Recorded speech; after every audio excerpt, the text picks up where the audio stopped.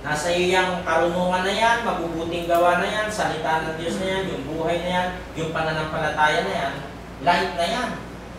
So, di ba napakaswerte natin? Yung iba walang light, nandito lang sa darkness. Kaya nga yung kanilang mga ginagawa sa harap ng Diyos, masama. Kasi nga, darkness eh. Ano po, walang mabuting salitang lumalabas sa bibig. Hindi makapag-isip ng maganda yung kanilang isip kasi pati yung isip, ano na, masama na rin. Di ba maraming tao ganyan? O, hindi ba tayo naaawa sa kanila? Unang Juan 1:5, liwanag bilang sagisag ng Diyos. At ito ang pasabing aming narinig sa Kanya at sa inyo aming binabalita na ang Diyos ay ilaw at sa Kanya walang anumang kadiliman. Liwanag bilang sagisag ng kaligtasan. Dadapat kayo isang lahing hirang, isang makaharing pagkasaserdote, bansang banal, bayang pag-aaring sarili ng Diyos, yung iglesia, upang inyong ipahayag ang mga karangalan. Ayun, ipahayag. Yung mga karangalan niyong tumawag sa inyo mula sa kadiliman hanggang sa kanyang kadiladilalas na kaliwanagan. Itong darkness po, ito yung dati nating pagkatao, old self. Nandito na tayo sa light, ito yung tayo ngayon. Newness of light. Kaya kaawaan natin yung iba. Spiritual na liwanag, unang Juan 1:5. Ay, pakita na pala ito kanina. At ito ang pasabing aming narinig sa Kanya at sa inyo ang binabalita na ang Diyos ay ilaw at sa Kanya walang anumang kadiliman. Dalawa pala. Namumuhay sa liwanag. Ayun, yung pamumuhay natin, hindi na kagaya nung dati. Nandito na kasi tayo eh. Sapagkat noong panahon, kayo'y kadiliman. Ito, walang Diyos. Datapat ngayon, kayo'y kaliwanagan sa Panginoon. Magsilakad kayong gaya ng mga anak ng kaliwanagan. Ang Diyos ay liwanag, tayo ay liwanag. Tayo ay anak ng kaliwanagan. Hindi pala pwede yun na nasa light ka, eh lumalakad ka sa darkness, masamang gawa, ay ayaw ng Diyos yun. Ano? Pagiging liwanag, Mateo 5:16, lumiwanag na gayon ang inyong ilaw. Ayan. Mga pinagbabasa po natin dyan. Yan pala yung mga light. Lumiwanag na kayo ng inyong ilaw sa harap ng mga tao upang makakita nila ang inyong mabubuting gawa at kanilang luwalhatiin ang inyong Ama na nasa langit. We have to set an example sa ibang mga tao. Kapag nagsilbi tayong liwanag sa ibang mga taong namumuhay sa kadiliman, matatagpuan nila si Jesus na siyang tunay na liwanag. Darating ang panahon magniningin sa liwanag ang buong mundo. Ito yung inaasahan ng Diyos eh. Ano ho? Ang sabi sa Matthew 28:18-19-20, disciples the nation. Kinakailangan maging tagasunod ko ang lahat ng mga tao sa buong mundo. Hanggang tayo nakakakita ng masasamang balita sa napapanood natin sa mga news, nakakalungkot isipin, no? Na hindi pa rin matatawag na successful ang tinatawag na pangangaral ng Ebanghelyo dahil marami pa rin ang nasa ganitong tinatawag na kadiliman. Nakakalungkot isipin na kapag hindi natin sila natawag sa Panginoon, may naghihintay na isang bilangguang permanente na wala ng repentance kailanman. Yun ako nangihinayang. Kaya maano ka, naaawa ako sa inyo. Tulad ka lang, gano'n yun. At masabi ko sa iyo, ayoko mapunta ka doon, naaawa ko kapalaran ninyo. Kagano'n. Ano? Kailangan tayong kumilos. Dapat na maliwanagan natin ang mga tao na naghahanap ng kanyang liwanag sa isang mundo na pinagdilim ng kasalanan. Pag meron sa inyo pong lumapit na tao, sabihin natin na humihingi ng kasagutan, sana mapayuhan nyo ng maganda. Gamitin nyo po yung Bible.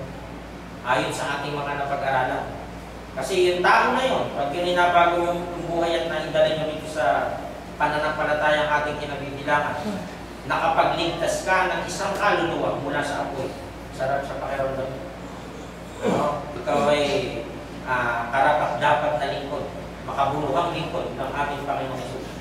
Ang ating layunin sa pagpapatotoo sa mga hindi mananampalataya ay upang imulat ang kanilang mga mata, para si Pablo. Ibalik sila sa kaliwanagan mula sa kadiliman. Iligtas sila sa kapangyarihan ni Satanas at ibalik sa Diyos. Tulad ng misyon ni Apostol Pablo, Acts 28:18. Kailangan ay may epekto ang asin. Ayun o. Ang mga Kristiyano sa ibang mga tao, tayo yung salt of the world. Yung mga Kristiyano na yan. Yung mga Kristiyano, dati epekto sa ibang tao. Influencer. Influencer siya. Makikita sa kanyang mga gawa kung tunay nga siyang Kristiyano. Kasi may mga influencer sa TikTok. Diba? Sa YouTube. Nakita mo yan, hindi na ako babanggit ng mga pangalan. May naghahamon ng away. Para lagyan natin ng twist ko, mag-away tayong dalawa. Yung mga tao ay like and subscribe. Kaya buti ng 1 million yan. Hindi meron na akong trophy ng YouTube. Nakikipag-away na naman dun sa isa. Diba? Parang nilalabo yung mga tao, minamanipulate. Ikaw, hinahamon ko. Sundukan tayo, gano'n. Ayan, mga tao, tuwan mo, susukay ba yan? Ay, huwag tayo maging influencer mo. Itong salita ng Diyos dapat. Maging influencer ka ng salita ng Diyos. Paano? Ayun o. Yung mga ginagawa niyo na yan. Dapat, matakot kayo sa Diyos. Ito yung mga Bible verses, o magbasa kayo, para matuto kayo. Mga isip niyo, magkaroon ng magandang resulta, hindi puro away. You are the salt of the earth. Diba? Mabigat yung salita na yan. Kasi, maglalarawan ito sa atin eh. Kung paano tayo ba ay tunay na may lasa o walang lasa? Kasi daw yung asin, pagka ito ay wala ng lasa, ay wala ng kwenta. Ay nilalarawan tayo na mga nasa iglesia na salt the world. Diba? Pag wala ng lasa yung asin, anong gagawin dyan? Dapat itatapon na yan. Kailangan siyang maging tanglaw o light sa iba na lumalakad sa kadiliman ng kasalanan. Mga taong may tunay na pananampalataya na nakaka-impluwensya sa iba. Totoo pong mabigat ang pagiging isang Kristiyano kasi yung laban ng buhay ito, talagang panghanggang huli ito, dapat hindi ka bibitaw. Kinakailangan ng marami pang mga kaalaman sa banal na salita ng Diyos para tayo maging matibay sa ating pong mga pananampalataya. Ang mga halimbawa sa paksang ito, sana mag-reflect po sa ating mga pang-araw-araw na pamumuhay. Paano tayo, sino ka as wife, sino ka as husband, sino ka as daddy, sino ka as mommy, sino ka as kapatid, sino ka as anak, yan. Sino ka? Ikaw ba ay nagsisilbing isang magandang halimbawa sa iba bilang isang lingkod ng Diyos? Ang iyong ilaw ay tunay na nagniningning o kundido. Maraming salamat po muli sa inyong pakikinig sa umagang ito mga kapatid at nawa sa ating ginawang pag-aaral na ito 5:13 and 14 ng Matthew. 5:13, you are the salt. 5:14, you are the light of the world. Isang magandang paksa, na kaya pang dagdagan natin at nawa ay makita ito ng iba nating mga kapatid. Dahil sa susunod na linggo, kung lulogin ng Panginoon, ilalatag naman natin yung mga mapapalad. So, chapter 5, verse 1 to 2. Inupusig na mapalad pa. Paano nangyari yun? Ayun, nandun po yun sa Beatitudes. Ito ang ating ipaglilingkod sa susunod na linggo kung lulogin ng Panginoon. Maraming salamat po muli sa pakikinig. At tayo po ay dadako sa ating pinakasentro ng gawain sa umagang ito.